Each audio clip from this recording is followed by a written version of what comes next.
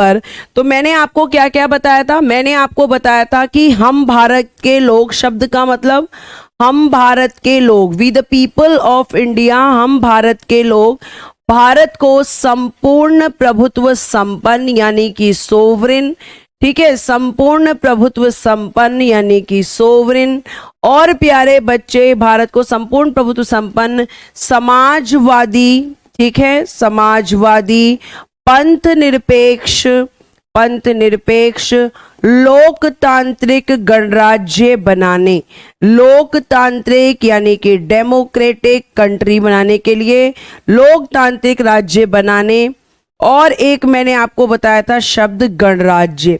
ये सारे शब्द मैंने आपको बताते हुए प्यारे प्यारे बच्चों आपको मैंने बताए थे कि आपकी प्रस्तावना में 3 प्रकार के न्याय हैं, 5 प्रकार की आपकी स्वतंत्रता यानी कि लिबर्टी दी गई है, और अगर हम बात करें तो आप कह सकते हो कि 2 प्रकार की समानता। ये सब मैंने आपको लास्ट क्लास के अंदर ही बता दिया था। यहां तक की चीजें हमने प्रीएम्बल में खत्म कर ली थी, ये आपको ध्यान रखना है। प्यारे प्यारे बच्चे, देव सिंह जी, अगर मैं आपसे बात करूं तो आपने मुझसे बोला है मैम आपने संविधान में 22 भाग लिखवाया है, लेकिन कल जब मैंने मॉक टेस्ट दिया तो सही उत्तर 25 था। तो देव पहले तो आप नोट्स को अच्छे से पढ़ो। मैंने लिखवाया है कि मूल संविधान में 22 भाग थे, मैंने बिल्कुल ये नहीं लिखवाया कि वर्तमान में 25 भाग हैं, वर्तमान में 22 भाग हैं। आपको मैं बता दूं इसी चीज को मैं दोबारा भी अगर लिखवाऊंगी तो मैं यही लिखवाऊंगी क्योंकि सही चीज ही लिखवाई गई है। अगर आपसे कोई पूछे मूल संविधान और आपसे पूछे ओरिजिनल कॉन्स्टिट्यूशन में, अगर आपसे पूछा जाए आर्टिकल कितने हैं, आपसे पूछा जाए पार्ट्स यानी कि भाग कितने हैं, और अगर आपसे पूछा जाए कि भाई शेड्यूल्स यानी कि अनुसूचियां कितनी हैं, तो प्यारे बच्चे मूल संविधान में 395 आर्टिकल्स थे, पार्ट्स 22 थे और शेड्यूल्स आपकी 8 थी। आज भी मेरा उत्तर यही रहेगा।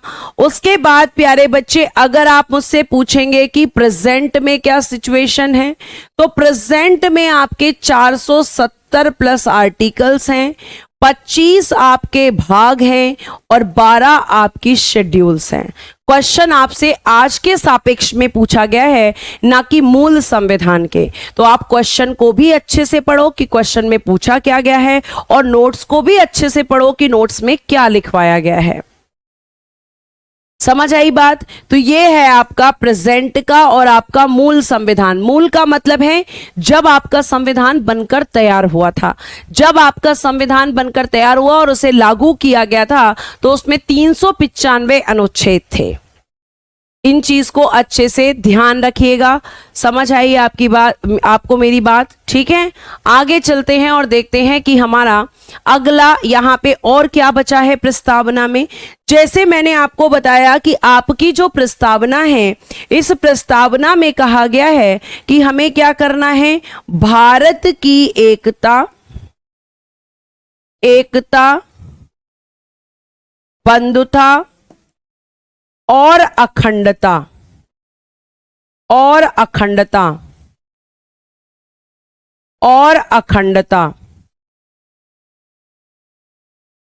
को बनाए रखना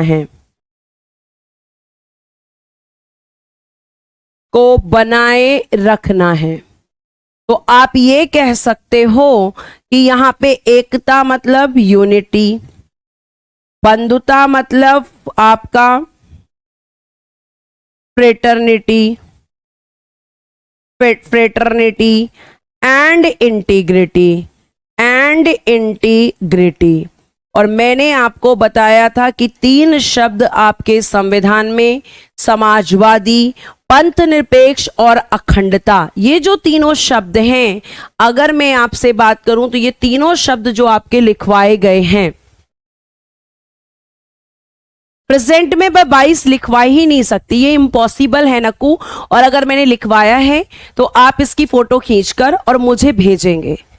ऐसा मैं कर ही नहीं सकती कि मैं प्रेजेंट में 25 भाग की जगह 22 भाग लिखवा दूं आपको।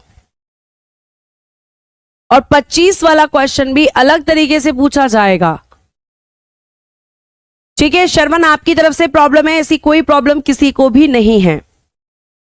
क्लियर है? आप नोट करना चाहें तो इसको नोट कर सकते हैं साइड में कि प्रेजेंट में क्या है, और कहीं कहीं आपको 465 प्लस आर्टिकल्स भी देखने के लिए मिलेंगे, ऐसा भी लिखा हुआ मिलेगा। तो आर्ट के प्रेजेंट में 25 पार्ट्स है, लेकिन ओरिजिनल कॉन्स्टिट्यूशन में 22 पार्ट्स है। मैंने ओरिजिनल आपको बताया है, प्रेजेंट आज मैंने आपको बता दिया है, आपने क्वेश्चन पूछा है। और ये तीनों शब्द प्यारे बच्चे आपके यूनिटी, फ्रेटर्निटी एंड इंटीग्रिटी, ये तीन शब्द भी आपकी प्रस्तावना में है, जिसमें से प्यारे प्यारे बच्चों अगर मैं अखंडता की बात करती हूं तो अखंडता शब्द को 42वें संविधान संशोधन 1976 द्वारा जोड़ा गया। ये मैं आपको एकदम स्टार्टिंग में ही बता चुकी थी कि तीन शब्द आपकी प्रस्तावना में समाजवादी, पंथ निरपेक्ष, या फिर हम बात करेंगे कि आपका अखंडता। ठीक है, ये आपको ध्यान रखना है। तो ये आपको ध्यान रखना है, ये तीन शब्द प्यारे बच्चे अभी बता रही हूं अंकित, थोड़ा पेशेंस रखिए। न्याय कहां से लिया गया है, स्वतंत्रता, समानता, बंधुता कहां से लिया गया है, ठीक है, सब मैं आपको बताऊंगी। तो प्यारे बच्चे आज के लिए जो नई चीज बताई है वो मैंने आपको क्या बताई है, ये कि आपकी प्रस्तावना में एकता, बंधुता और अखंडता को भी बनाए रखने की बात की गई है। अगर मैं एकता, तो हमारा देश के जो कॉन्स्टिट्यूशन मेकर्स थे, जिन्होंने संविधान बनाया, उन्होंने कहा कि हम भारतीय लोगों को एकता के साथ रहना है, और हमारी जो एकता है वो ऐसी होनी चाहिए जैसे कि भाइयों की एकता होती है। हमारे देश में चाहे कोई हिंदू है, मुस्लिम है, सिख है, जैन है, बौद्ध है, अगर मैं आपसे बात करूं तो आप ये कह सकते हो कि आप किसी भी धर्म से हो। कॉन्स्टिट्यूशन मेकर्स ने कहा कि आप किसी भी धर्म, किसी भी जाति से हैं, लेकिन आप अपने अपने धर्म को मानते हुए आपको एकता के साथ रहना है, यूनिटी के साथ रहना है, और ऐसी यूनिटी जैसे कि भाइयों के बीच होती है, और ये यूनिटी और ये प्यार ऐसा होना चाहिए कि इसको कोई कभी तोड़ ना सके। अखंडता का मतलब क्या होता है? अखंडता का मतलब होता है जिसे कभी तोड़ा ना जा सके, जिसे कभी तोड़ा ना जा सके। आपको ऐसा प्यार अपने बीच में बनाना है, तोड़ा ना जा सके। लेकिन आपको क्या लगता है, क्या कॉन्स्टिट्यूशन मेकर्स का ये सपना पूरा होगा? क्या ये सपना जो है कॉन्स्टिट्यूशन मेकर्स का, क्या पूरा हुआ है? बिल्कुल नहीं हुआ है।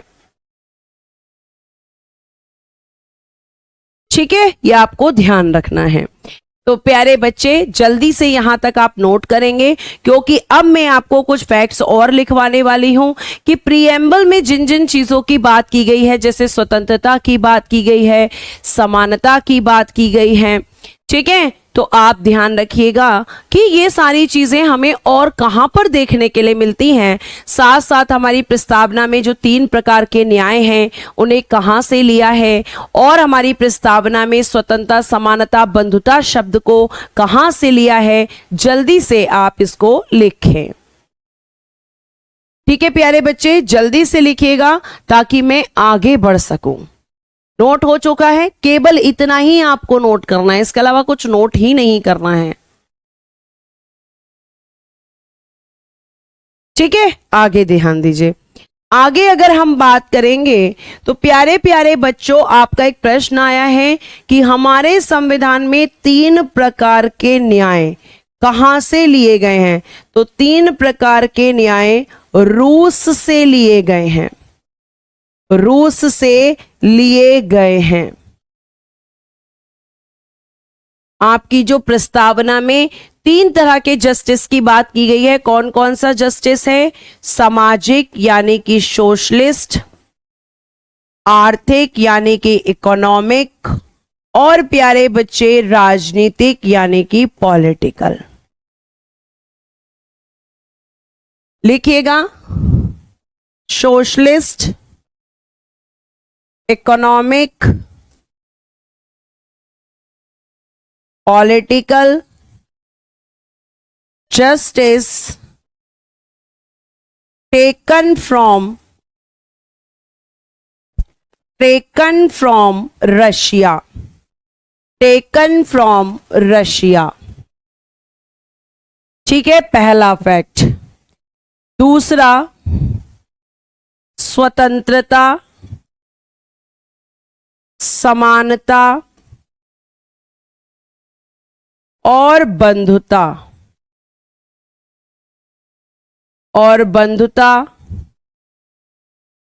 फ्रांस की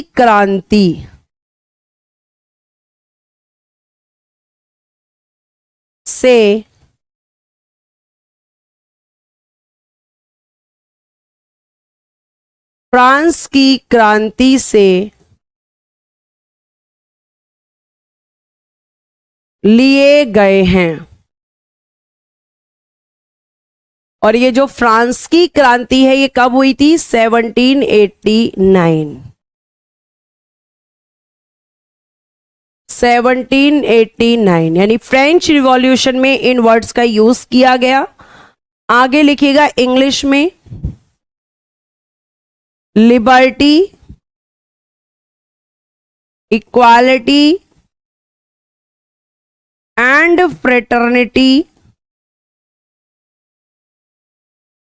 fraternity taken from French revolution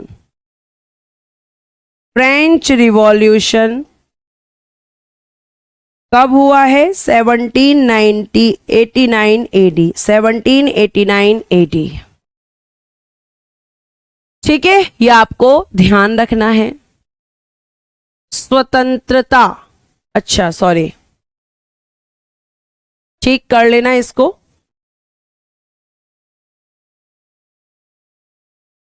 स्वतंत्रता, ठीक है। अगला फैक्ट लिखिएगा,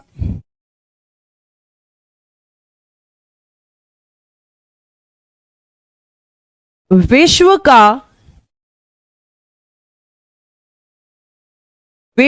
का प्रथम पंथ निरपेक्ष राष्ट्र, फर्स्ट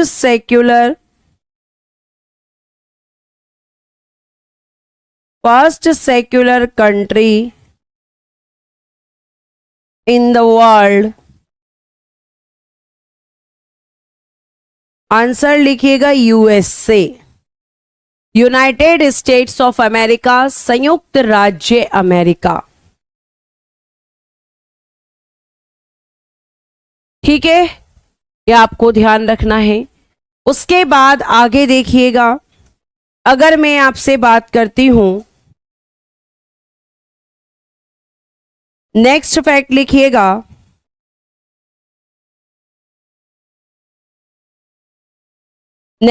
लिखिएगा, भारतीय संविधान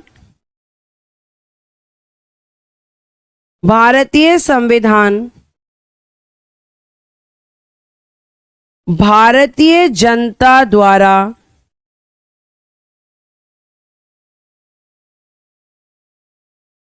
संविधान सभा के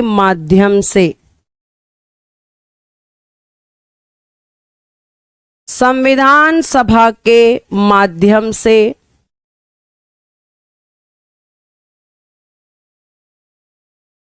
अंगीकृत यानी कि एडॉप्ट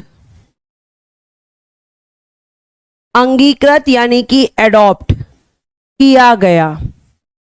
यानी कि आपका भारतीय संविधान, मैंने पहले भी बताया है कि भारतीय जनता के द्वारा स्वीकार है, लेकिन भारतीय जनता ने डायरेक्टली नहीं किया बल्कि संविधान सभा के माध्यम से किया।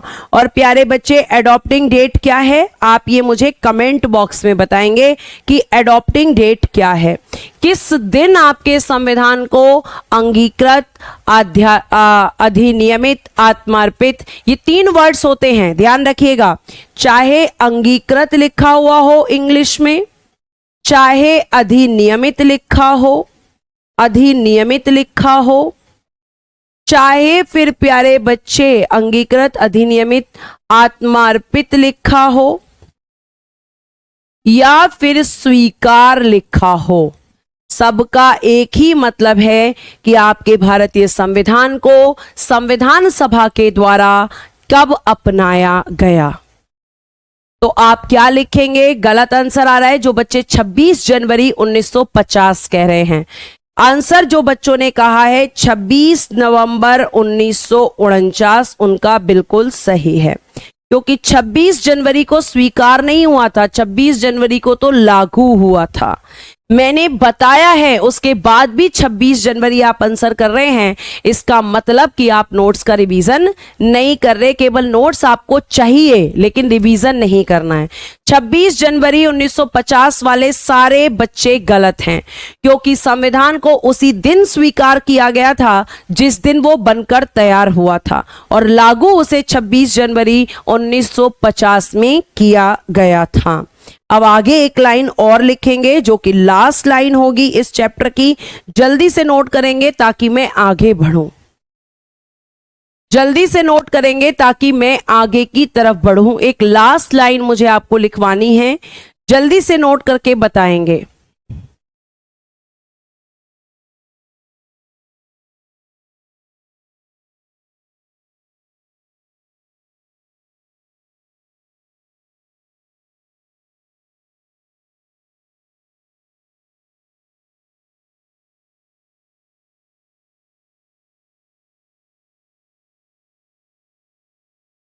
जल्दी से।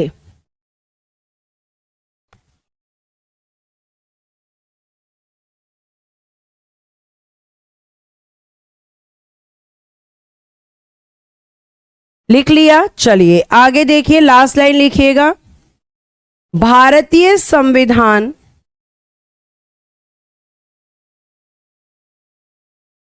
इंडियन कॉन्स्टिट्यूशन, भारतीय संविधान की प्रस्तावना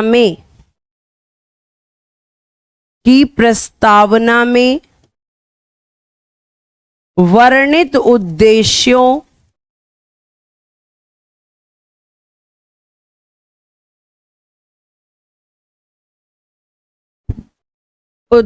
मतलब ऑब्जेक्टिव्स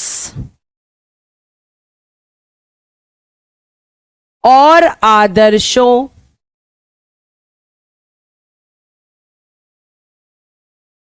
यानी कि आइडियल्स, ऑब्जेक्टिव्स और आइडियल्स, उद्देश्यों एवं आदर्शों की व्याख्या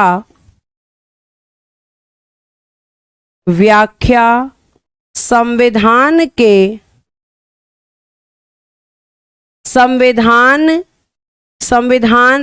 व्याख्या संविधान में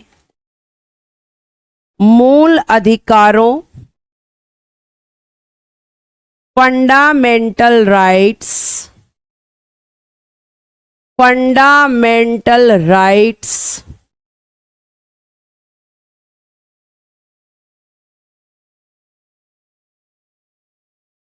संविधान में मूल अधिकारों, राज्य के नीति निदेशक तत्वों,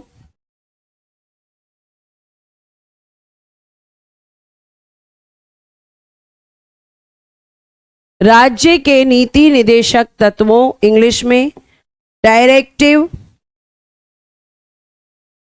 प्रिंसिपल ऑफ स्टेट पॉलिसीज, राज्य के नीति निदेशक तत्वों एवं मूल कर्तव्यों एवं मूल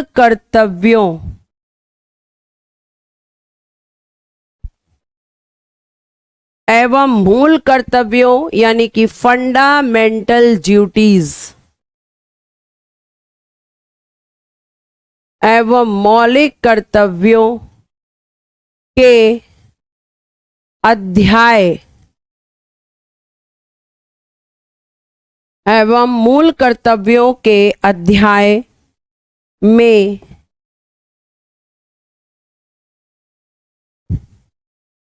भारतीय संविधान की प्रस्ताव वर्णित उद्देश्यों और आदर्शों की व्याख्या संविधान में मूल अधिकारों, राज्य के नीति निर्देशक तत्वों एवं मूल कर्तव्यों के अध्याय में है।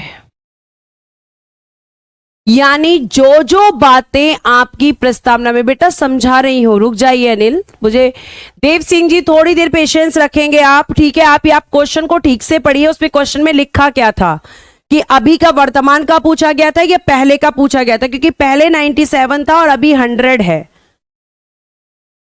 ठीक है। अब आप मेरी बात को प्लीज सुनेंगे और थोड़ा बीच में अभी नहीं बोलेंगे। देव सिंह जी प्लीज पेशेंस रखेंगे, ठीक है। तो ये कहना चाह रहा है प्यारे बच्चे, ये कह रहा है कि आपकी प्रस्तावना में जैसे किसकी बात की गई है, स्वतंत्रता की, समानता की। उसके बाद आपके संविधान में कुछ ऐसी आपकी प्रस्तावना में कुछ ऐसी बातें हैं जिनके बारे में, जैसे स्वतंत्रता आपको एग्जाम्पल दिया, समानता आपको एग्जाम्पल दिया, तो ये चीजें और कहां पर देखने के लिए मिलती हैं प्रस्तावना के अलावा।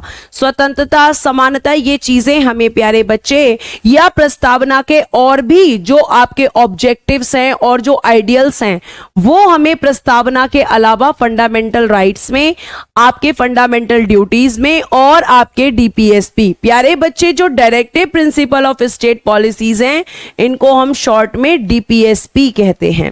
राज्य के नीति निर्देशक तत्वों को शॉर्ट में डीपीएसपी कहते हैं। फंडामेंटल राइट्स को एफआर कहते हैं और फंडामेंटल ड्यूटीज को एफडी कहते हैं। तो आपकी जो प्रस्तावना है उनमें जिन ऑब्जेक्टिव्स की, जिन आइडियल्स की बात की गई है, वो प्रस्तावना के साथ साथ 3 जगह और हैं, और वो कौन कौन सी हैं? फंडामेंटल राइट्स, डीपीएसपी और फंडामेंटल ड्यूटीज। धर्मवीर जी आप क्लास से बाहर जा सकते हैं, मुझे कोई प्रॉब्लम नहीं है। अगर आपको ऐसा लगता है तो आप क्लास मत लीजिए, आपको जरूरत नहीं है, क्योंकि आप एक्स्ट्रा ऑर्डिनरी हैं। क्लियर है? तो बस इतने क्वेश्चंस आपके यहां पे प्रीएम्बल से आएंगे। अब आप जाकर प्रीएम्बल के क्वेश्चन लगा लेना, एक भी क्वेश्चन ऐसा नहीं होगा जो आपकी पहुंच से बाहर होगा। ठीक है, 1 मिनट, ठीक है। मैं अब साइड्स में नहीं लिखूंगी, बीच बीच में लिखूंगी और थोड़ा सा इसे इधर कर देती हूं ताकि आपको दिखे। ठीक है, Ashish Kumar ji happy birthday, many many returns of the day. आपकी जो भी आपकी लाइफ के एम है वो सारे पूरे हों, आप एक अच्छी जॉब को पाएं, जो भी आपकी मनपसंद जॉब है। तो ये मेरा और हमारे पूरे RWA की तरफ से भी आपको हैप्पी बर्थडे। अब ध्यान से सुनिएगा।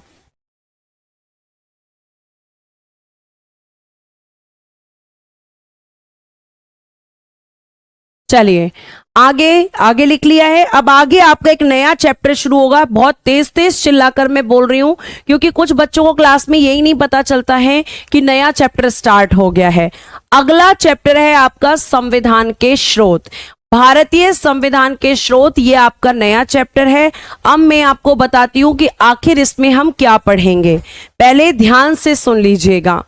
अगर मैं आपसे ये कहूं तो मैंने आपको जो जब मैंने आपको संविधान का निर्माण पढ़ाया है तो इसमें एक लाइन लिखवाई थी कि हमारे संविधान निर्माताओं ने, ठीक है, हमारे संविधान निर्माताओं ने क्या किया, हमारे कॉन्स्टिट्यूशन को बनाने के लिए उन्होंने 60 कंट्रीज, कितने देशों का संविधान पढ़ा? 60 देशों के संविधान को पढ़ा।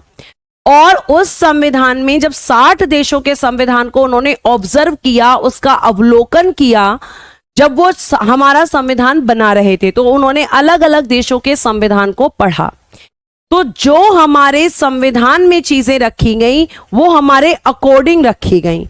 मतलब हमने क्या किया कि रशिया से कुछ ले लिया, ब्रिटेन से कुछ ले लिया, अमेरिका से कुछ ले लिया, आयरलैंड से कुछ ले लिया। हमने क्या किया, जगह जगह से चीजें उठाई और अपने संविधान में उनको रख लिया। तो प्यारे बच्चे कितने संविधान को ऑब्जर्व किया? टोटल 60 कंट्रीज के। अब इस 60 कंट्रीज के संविधान में से केवल 10 देश ऐसे थे जिनसे हमने अपने संविधान में प्रावधान लिए हैं।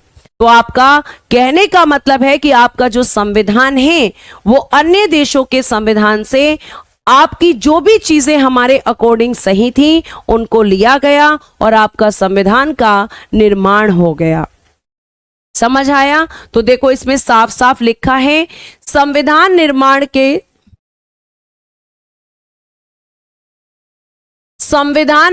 के समय संविधान सभा ने लगभग 60 देशों के संविधान का अध्ययन किया और उनकी अच्छी बातों को, जो कि भारतीय परिस्थितियों के अनुकूल थी।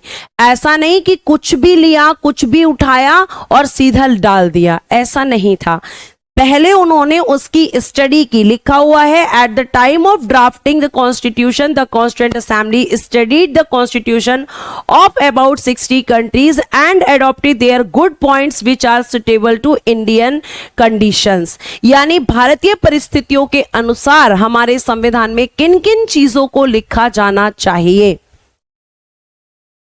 ठीक है, ठीक है देव सिंह जी, ठीक है। तो आपको ध्यान रखना है कि आपका जो संविधान है उसमें हमने बनाते समय कितने देशों के संविधान को पढ़ा? 60 देशों के। कितनी कंट्रीज से चीजों को लिया? 10 कंट्रीज से। क्यों? क्योंकि हमें भारतीयों के अनुकूल संविधान को बनाना था। क्लियर है? तो ये आप यहां तक नोट करेंगे, फिर मैं आपको पहले आगे का पढ़ा देती हूं, फिर नोट करने का टाइम दूंगी ताकि समझ में आ जाए। निसंकोच ग्रहण किया। क्या ग्रहण किया? भारतीय परिस्थितियों के अनुसार। लिखा हुआ है ना, जो भारतीय परिस्थितियों के अनुकूल थी उन्हें निसंकोच ग्रहण किया। वैसे भारतीय संविधान पर सर्वाधिक प्रभाव भारत शासन अधिनियम 1935 का पड़ा है। भारतीय संविधान में अन्य देशों से ग्रहण किए गए कुछ प्रमुख प्रावधान इस प्रकार हैं। तो आपके क्वेश्चंस आते हैं, फंडामेंटल राइट्स कहां से लिया, फंडामेंटल ड्यूटीज कहां से लिया, थॉट ऑफ प्रीएम्बल कहां से लिया, लैंग्वेज ऑफ प्रीएम्बल कहां से लिया, ठीक है, प्रस्तावना की भाषा, मौलिक अधिकार, मौलिक कर्तव्य, राज्य के नीति निदेशक तत्व, उपराष्ट्रपति का पद, राष्ट्रपति पर महाभियोग। तो ये इस तरह से क्वेश्चंस पूछे जाते हैं। अनुकूल का मतलब है कि हमारे यहाँ की स्थिति को देखते हुए। सुमित कुमार जी, आपको अनुकूल नहीं पता है? आप इंटर पास करके आते हो ये सोचकर हम आपको पढ़ाते हैं। अनुकूल का मतलब है जो हमारी परिस्थितियां हैं, जो हमें हमारी जरूरत है उसके अकॉर्डिंग। अगर मैं आपसे कहूं कि आपके जो खर्चे हैं वो आप कैसे करोगे, तो आप कहोगे मैम अपने पिताजी की सैलरी के अकॉर्डिंग। तो ऐसे ही हमारे कॉन्स्टिट्यूशन मेकर्स ने हमारा संविधान बनाया इंडियंस के अकॉर्डिंग, उनके अनुकूल बनाया। जिस जिस चीज की भारतीय संविधान में जरूरत थी उन चीजों को वहां से उठा दिया। ठीक है, यह आपको ध्यान रखना है। तो भारतीय संविधान पर सर्वाधिक प्रभाव भारत शासन अधिनियम। अब ध्यान से सुनो, मैंने बोला कि 60 कंट्रीज के संविधान को पढ़ा गया, ठीक है, और इसमें से प्यारे बच्चे 10 देशों के संविधान से हमने चीजों को लिया, ठीक है, 10 देशों के संविधान से ग्रहण किया। लेकिन मैं आपको बता दूं कि आपका एक एक्ट है, एक्ट ऑफ 1935, 1935 का जो अधिनियम है, एक्ट ऑफ 1935, 1935 का जो अधिनियम है, इसका प्रभाव, इसका सबसे ज्यादा प्रभाव भारतीय संविधान पर दिखाई देता है। भारतीय संविधान पर दिखाई देता है।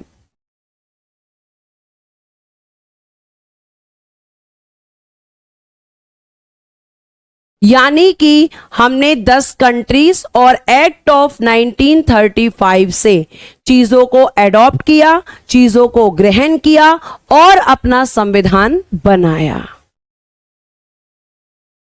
ठीक है, तो हम ये कह सकते हैं 60 कंट्रीज टोटल थी, जिसमें से 10 कंट्रीज को हमने चूज किया और एक हमारा एक्ट आया था, एक्ट ऑफ 1935। इस एक्ट से तो हमने सबसे ज्यादा आपके जो प्रोविजंस हैं, जो उपबंध हैं, वो सबसे ज्यादा हमने इसी अधिनियम से लिए हैं। कहा जाता है कि 250 articles, 250 articles as it is हमने उठा के अपने संविधान में रख लिए। कहां से? 1935 के अधिनियम से। इसीलिए लिखा है भारतीय संविधान पर सर्वाधिक प्रभाव भारत शासन अधिनियम का पड़ा है। भारतीय संविधान में अन्य देशों से ग्रहण किए गए कुछ प्रावधान इस प्रकार है। अब मैं आपको अलग अलग कंट्रीज बताऊंगी कि किस किस कंट्री से क्या क्या चीजें ली गई हैं। ठीक है, आप नोट कीजिएगा ये वाली चीज, ये आपको समझाने के लिए मैंने लिखा है। विकास ठाकुर जी, अगर क्वेश्चन पूछा जाएगा कि टोटल कितनी कंट्रीज के संविधान को ऑब्जर्व किया तो 60 होगा। अगर पूछा जाएगा कितने देशों के संविधान से प्रावधान लिया गया तो 10 होगा। और अगर क्वेश्चन पूछा जाएगा कि भारतीय संविधान जो है उस पर सर्वाधिक प्रभाव किसका पड़ा है तो भारत शासन अधिनियम 1935 का।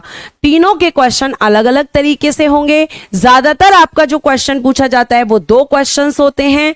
पहला क्वेश्चन पूछा जाता है कि आपके कॉन्स्टिट्यूशन मेकर्स ने आपके भारतीय संविधान को बनाने के लिए कितने कंट्रीज के कॉन्स्टिट्यूशन को पढ़ा तो 60। एक्ट ऑफ 1935 पे सबसे ज्यादा प्रभाव भारतीय संविधान पर किसका पढ़ा तो एक्ट ऑफ 1935 का। इसको भी नोट कर लीजिए भाई। पीछे की स्लाइड लगाइए, पीछे की स्लाइड लगाइए, लगा दी है पीछे की स्लाइड, नोट कीजिए। फिर हम चलेंगे एक एक कंट्री की तरफ और देखेंगे कि किस किस कंट्री ने क्या क्या चीजें आपको दी हैं।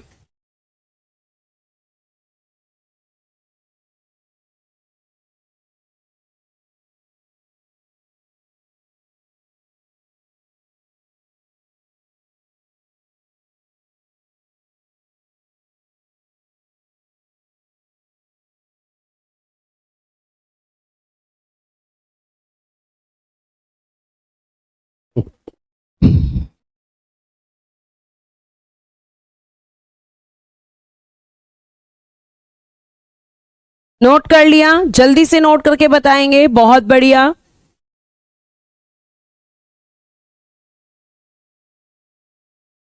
बहुत बढ़िया, थैंक यू बेटा। आगे देखिए, अब हम अगर बात करेंगे, ठीक है, अगर हम बात करेंगे तो देखिएगा ब्रिटिश संविधान से सबसे पहले हमने ब्रिटेन के कॉन्स्टिट्यूशन से किन किन चीजों को एडॉप्ट किया है। तो पहले तो प्यारे बच्चे आपके यहां जो संसदीय शासन पद्धति है, पार्लियामेंट्री सिस्टम है, जिसमें आपकी संसद के बारे में जो हम बात करेंगे, पूरा संसद का प्रावधान पूरा हमने पार्लियामेंट्री सिस्टम कहां से लिया है? ब्रिटेन से। ध्यान से सुनते रहना। फिर द्विसदनीय व्यवस्था, बाई कैमरल सिस्टम, ये क्या होता है? जहां 2 सदन होते हैं, जहां 2 सदन होते हैं उसे हम बाई कैमरल सिस्टम कहते हैं। जैसे अगर मैं बात करूं तो प्यारे बच्चे आपकी जो संसद है उसमें 2 सदन है, लोकसभा और राज्यसभा। लेकिन अगर मैं यही बात प्यारे बच्चे द्विसदनीय की आपको बताऊं राज्य में, वो तो सेंटर में हो गई, राज्य में अगर मैं बताऊं तो राज्य में प्यारे बच्चे होता है विधान मंडल, यानी कि लेजिस्लेचर। और लेजिस्लेचर में अगर हम बात करें तो आपके 6 राज्य में बाई कैमरल लेजिस्लेचर है, केवल 6 राज्य में। कितने राज्य में है? केवल 6 राज्य में। क्यों? क्योंकि 6 ही ऐसे राज्य हैं जहां 2 सदन हैं। और विधानमंडल के 2 सदन कौन कौन से होते हैं ये मैं आपको समझाने के लिए लिखवा रही हूं। तो एक होता है प्यारे बच्चे विधानसभा, ठीक है, और एक होता है विधान परिषद। अब विधानसभा जो है प्यारे बच्चे वो तो 28 के 28 राज्य में है, 28 राज्य में है, लेकिन विधान परिषद केवल 6 राज्य में है। तो आपके जो राज्य हैं उनमें से केवल 6 ही ऐसे राज्य हैं जहां बाइकैमरल सिस्टम है। और बाइकैमरल सिस्टम का मतलब क्या होता है? जहां 2 सदन होते हैं। सदन को इंग्लिश में कहते हैं हाउस। जहां 2 हाउस होते हैं, जैसे सेंटर में लोकसभा और राज्यसभा, और राज्यों में केवल 6 ही राज्य बाइकैमरल हैं, 2 सदन वाले हैं, क्योंकि विधान परिषद केवल 6 राज्यों में है। समझ आया द्विसदनी किसे कहते हैं? मुझे ये जानना बहुत जरूरी है। प्लीज आप एक बार कमेंट कर कर बताएं कि आपको समझ में आया या नहीं आया। मोर द्वाजदी, मैं हमेशा टेलीग्राम पे कमेंट्स के रिप्लाई करती हूं, अगर आप टैग करके मुझे लिखेंगे तो। ऐसा हो ही नहीं सकता, आप बहुत गलत बात कर रहे हैं ये, ठीक है। और पर्सनली भी अगर मुझे मैसेज दिख जाते हैं तो पर्सनली भी मैं आपको बताती हूं, ठीक। उसके बाद लोकसभा के प्रति मंत्रिमंडल का सामूहिक उत्तरदायित्व, collective responsibility of the minister of the house of the people, यानी कि जो जनता का सदन है वो कौन सा है? लोकसभा। और लोकसभा के प्रति किसकी जिम्मेदारी होती है? हाउस ऑफ द पीपल किसको कहते हैं? हाउस ऑफ द पीपल प्यारे बच्चे लोकसभा को कहते हैं। तो ये सब कहां से लिया गया है? ब्रिटेन से। संसदीय शासन व्यवस्था, द्विसदनीय आपकी व्यवस्था यानी बाइकैमरल सिस्टम, और प्यारे बच्चे लोकसभा के प्रति मंत्रिमंडल का सामूहिक उत्तरदायित्व। थैंक यू बेटा अपना रिस्पॉन्स देने के लिए, ठीक है। जहां दो सदन वहां बाइकैमरल सिस्टम, जहां एक सदन होगा वहां बाइकैमरल सिस्टम नहीं होगा, सीधी सी बात है। बाइकैमरल सिस्टम के लिए दो सदन होना जरूरी है। 6 स्टेट कौन से हैं? 6 स्टेट हैं आपके यूपी, बिहार, ठीक है, Madhya Pradesh, sorry UP Bihar, sorry Madhya Pradesh नहीं, सॉरी आंध्र प्रदेश, यूपी बिहार आंध्र प्रदेश, तेलंगाना, आंध्र प्रदेश, तेलंगाना, महाराष्ट्र और कर्नाटक। तेलंगाना, महाराष्ट्र और प्यारे बच्चे कर्नाटक, ये 6 राज्य हैं जहां बाइकैमरल सिस्टम है।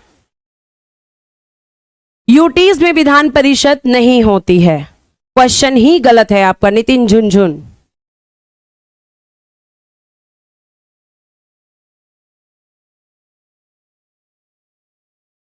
ठीक है, आगे चलते हैं और आगे देखते हैं और क्या क्या चीजें ली गई हैं।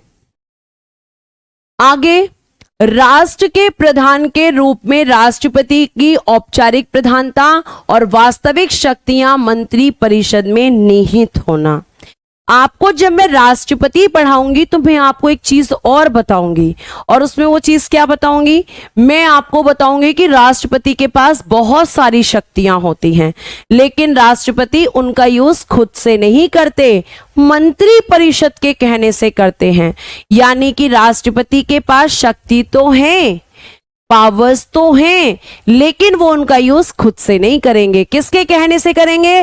वो पूछेंगे मंत्री परिषद से, क्या ये काम कर सकते हैं, क्या ये काम कर सकते हैं या नहीं कर सकते हैं। तो इसीलिए कहा जाता है कि आपके राष्ट्रपति औपचारिक प्रधान होते हैं और वास्तविक प्रधान आपकी मंत्री परिषद होती है। और इस मंत्री परिषद को इंग्लिश में काउंसिल ऑफ मिनिस्टर कहते हैं, और इस काउंसिल ऑफ मिनिस्टर के हेड या प्रधान होते हैं प्यारे बच्चे पीएम, यानी कि प्रधानमंत्री। यानी कि आपके देश का सबसे ऊंचा पद राष्ट्रपति का है और शक्तियां भी उनके पास सबसे ज्यादा हैं, लेकिन वो नाम के प्रधान हैं, वो केवल कहने के लिए प्रधान हैं। औपचारिक यानी कि केवल और केवल फॉर्मली उनको कहा जाता है कि आप प्रधान हैं, लेकिन वास्तविक रियल हेड कौन है? वो आपकी मंत्री परिषद, जिसके प्रधान हैं पीएम। क्लियर है? यह आपको पता होना चाहिए। उसके बाद एकल न्यायिक प्रणाली, सिंगल जुडिशियल सिस्टम।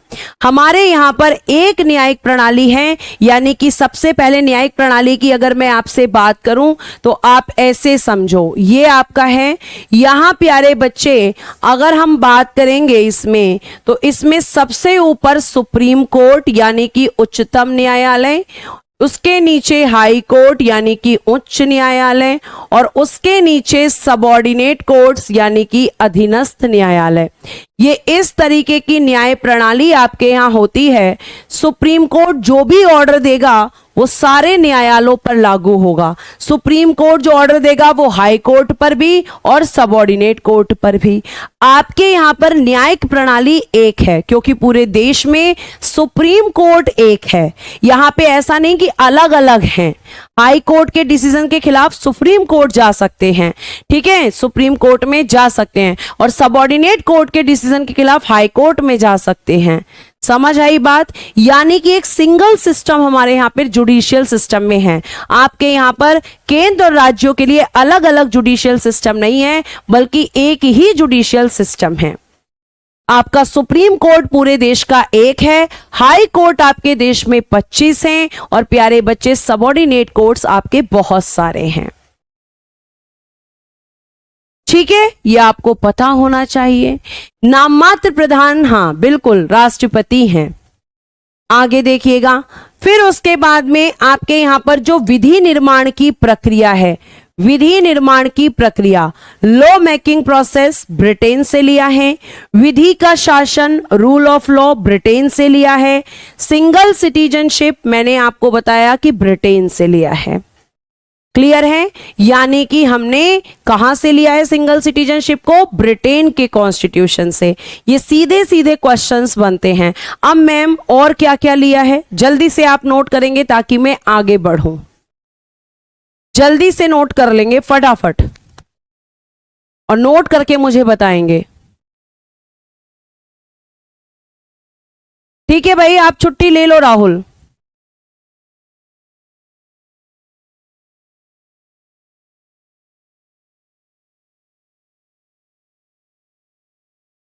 निशा बताऊंगी सबऑर्डिनेट कोर्ट क्या होते हैं,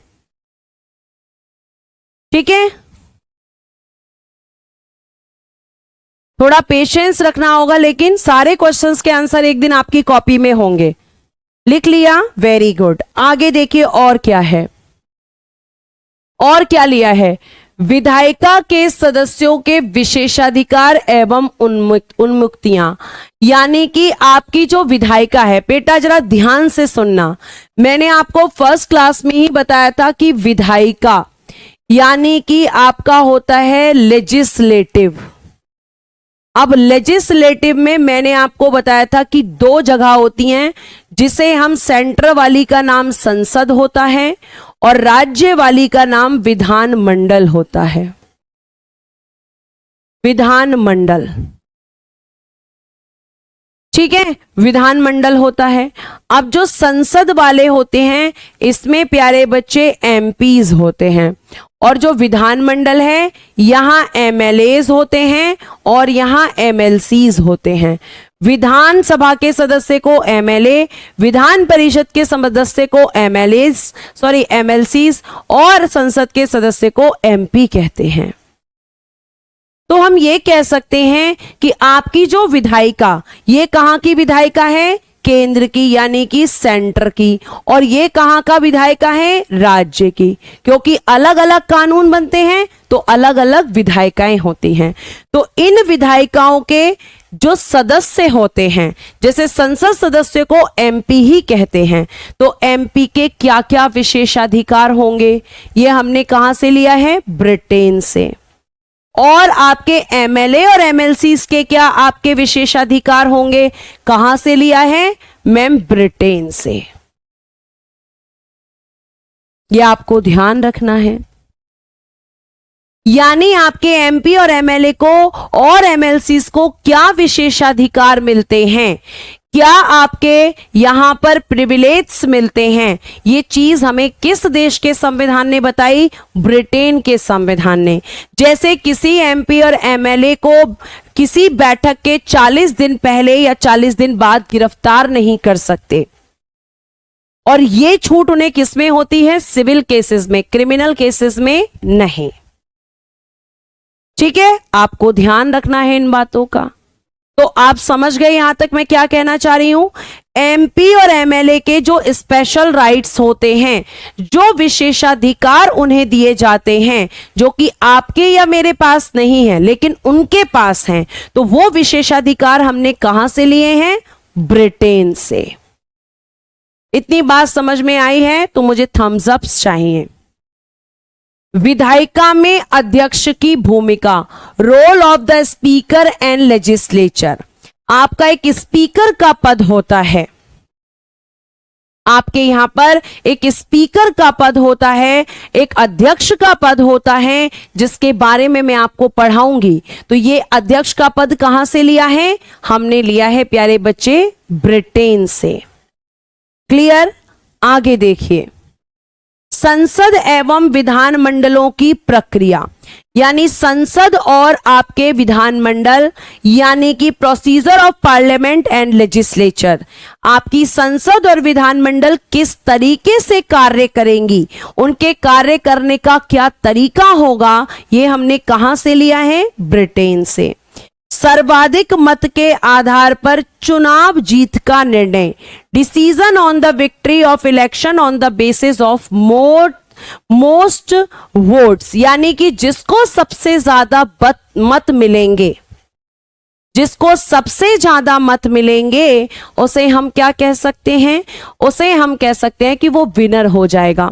और प्यारे बच्चे, आपके यहां पर ये जो प्रणाली है, इसका नाम लिखना जरा। ये जो प्रणाली है, प्रणाली को इंग्लिश में कहते हैं सिस्टम।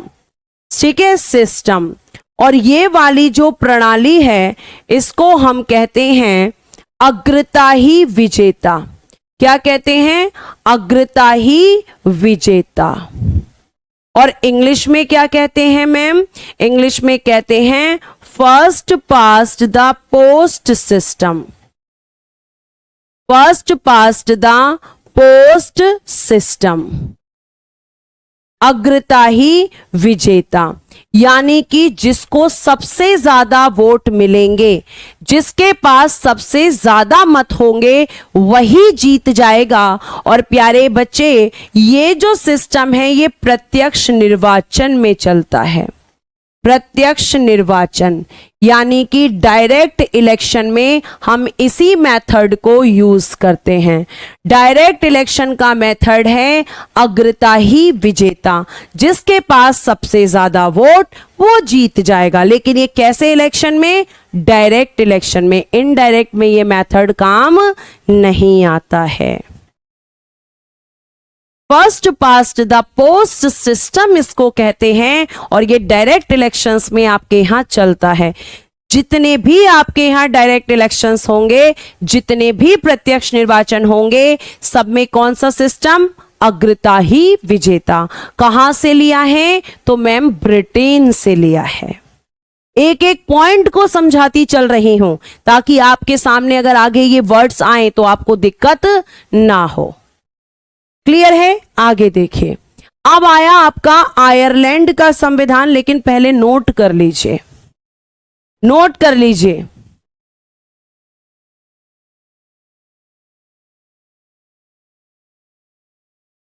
बलराम जी, सिटीजनशिप पढ़ाऊंगी, नागरिकता पढ़ाऊंगी, तब बताऊंगी।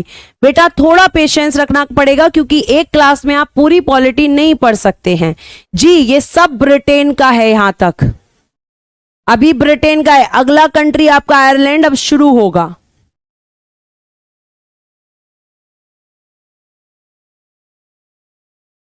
Thank you Ketan. ओके,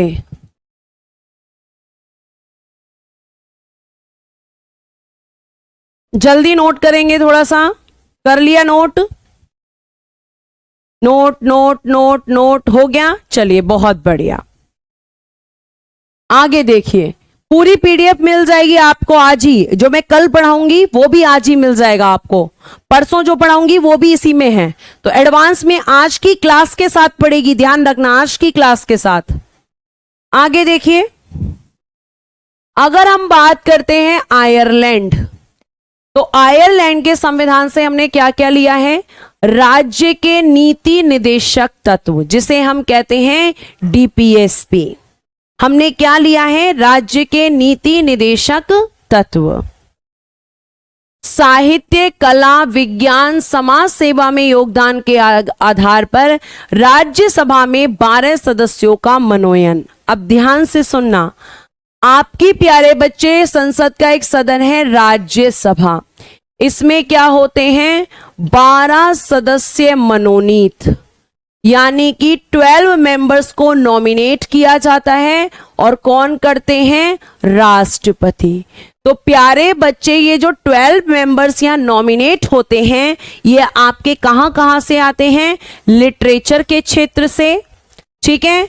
आपका literature, art, science, social service, साहित्य, कला, विज्ञान और समाज सेवा में जिन लोगों का योगदान रहता है, जिन लोगों का इन चीजों में योगदान रहता है, उनमें से 12 सदस्यों को राष्ट्रपति राज्यसभा में नॉमिनेट करते हैं, मनोनीत करते हैं, यानी कि डायरेक्टली इनको राज्यसभा में नॉमिनेशन देते हैं।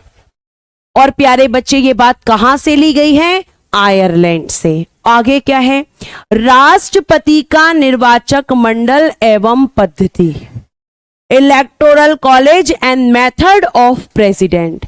यानी कि एक तो ये चीज ली गई है कि आपके देश के जो राष्ट्रपति हैं, आपके देश के जो राष्ट्रपति हैं, इनके निर्वाचन की पद्धति, क्या क्या लिया गया है, निर्वाचन की पद्धति, मेथड ऑफ इलेक्शन, कि भैया इलेक्शन किस तरीके से होगा, डायरेक्ट होगा, इनडायरेक्ट होगा, कैसे होगा, एक तो ये चीज।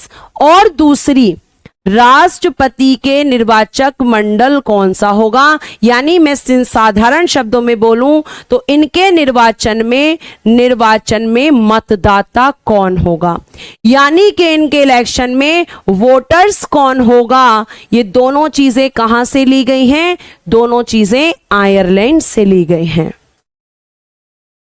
दोनों चीजें कहां से ली गई हैं, आयरलैंड से, कि राष्ट्रपति का इलेक्शन कैसे होगा ये तरीका, और राष्ट्रपति के इलेक्शन में वोटर कौन होगा। वोटर्स का मतलब है यहां निर्वाचक मंडल, निर्वाचक मंडल मतलब कि कौन कौन मतदान करेगा। दोनों चीजें कहां से ली गई हैं, आपके आयरलैंड से। तो आयरलैंड से डीपीएसपी, आयरलैंड से 12 मेंबर्स नॉमिनेशन, आयरलैंड से प्रेसिडेंट की इलेक्टोरल कॉलेज यानी कि कौन वोट करेगा, और प्रेसिडेंट का इलेक्शन कैसे होगा, ठीक है। और क्या क्या लिया गया है, तो ये आपके आयरलैंड से लिया गया है। आज हम आयरलैंड पर ही अपनी क्लास को विराम देते हैं। और आपको एक चीज और मैं बताना चाहती हूँ, शायद आपका फायदा हो जाए, सुन लो। अभी मेरी क्लास होने वाली है YouTube पर 12 बजे, रोजगार विद अंकित मेन चैनल पर। अगर आपका संविधान सभा वाला चैप्टर किसी का भी छूट गया है तो आप उस चैप्टर को YouTube पर कवर कर सकते हैं।